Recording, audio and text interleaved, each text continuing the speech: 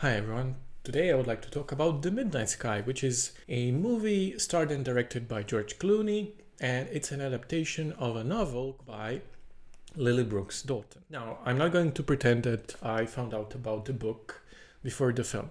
I saw the trailer for the movie, I got intrigued, sought out the book, loved it, and finally sat down and saw the movie.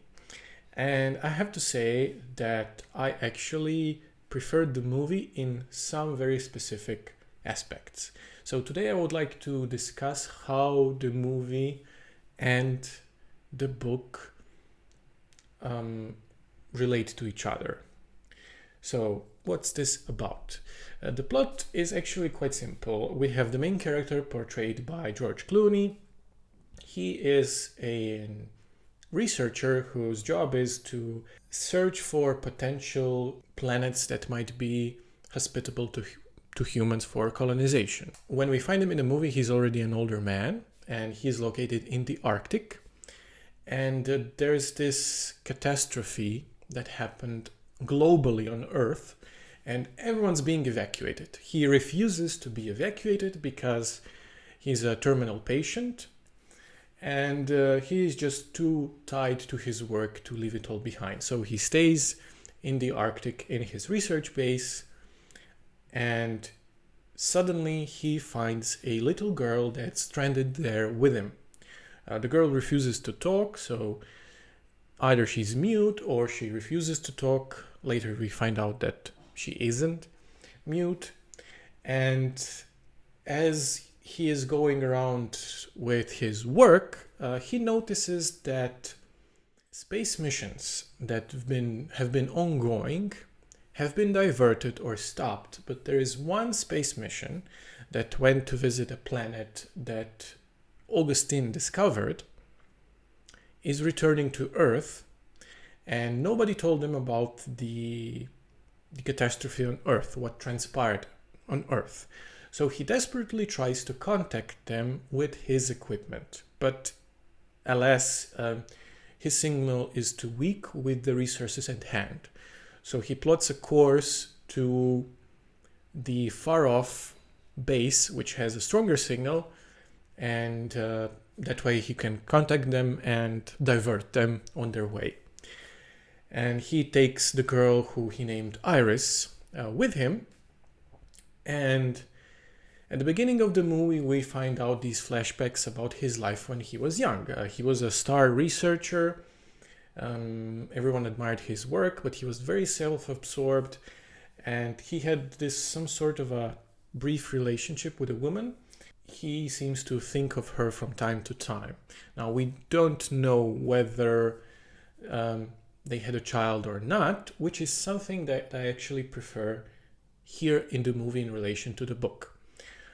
In the book, it's very explicit in the beginning that Augustine was a very self-absorbed, very selfish scientist. And he knew from the very start that he had a daughter. And we even have this lack of any sort of connection with his family. So he knew he had daughter, and even though he never pursued a relationship with the mother of his child, he very quickly gave up on even sending presents to his daughter because he saw this entire obligation as just another thing that he needs to keep track of, and he is too focused on his work, and it's all just a giant distraction and he doesn't need that.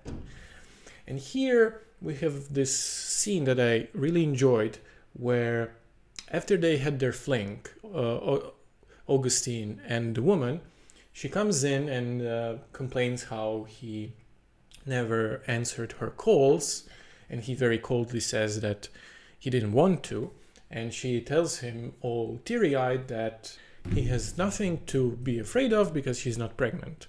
We as an audience infer that she's totally pregnant, but it's not explicitly told, not like in the book.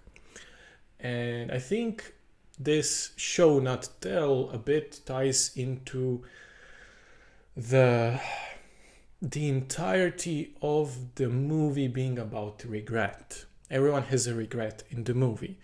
So the movie continues its plot with George Clooney taking this little girl Iris and going to another facility to contact the manned mission to the planet. And the mission consists of Felicity Jones, David Oyelowo, Tiffany Boone, Damien Bichir, Kyle Chandler, and Sophie Randall. And they had a successful mission, and they're coming back, and they all can't wait to get back to their families, but alas, they find out that the Earth is pretty much gone. And another twist to that is that one of the astronauts, led by Felicity Jones, is pregnant with the captain. And this is actually another divergence from the book, because in real life, the actress was pregnant, so they wrote in the movie plot, and I think that actually works. That's pretty much the entirety of the movie's plot. I mean, the crew loses one member because as they're coming back to Earth, they go through an uncharted piece of space, and there's an accident, and they lose one astronaut. Two of the remainder of the decide to go on Earth, while Felicity Jones and David Oyelowo, they decide to take a sling, a gravitational sling, whatever it's called, and get back to where they came from. The movie is not very complicated. Even in the trailer, you could see that Iris, the little girl that George Clooney finds in his facility, is just a fragment of his imagination. She is called just like his real daughter, and we even get this sort of a confirmation that Felicity Jones, which is I guess a twist, if you can call it that, Felicity Jones talks to Augustine when they are still in the Earth's orbit about what inspired her to become an astronaut, and she tells him that her mother received this present from him because he's a famous researcher, and this inspired her to become an astronaut herself. And George Clooney, Augustine, never explicitly tells, "Oh, I'm your father." He just has a very emotional reaction to that. And these subtle scenes, I think, really work in the movie. As much as I enjoyed the book, I think actually that movie is superior. And I can see how this movie might not get a lot of favorable reviews, but I thought it was pretty good.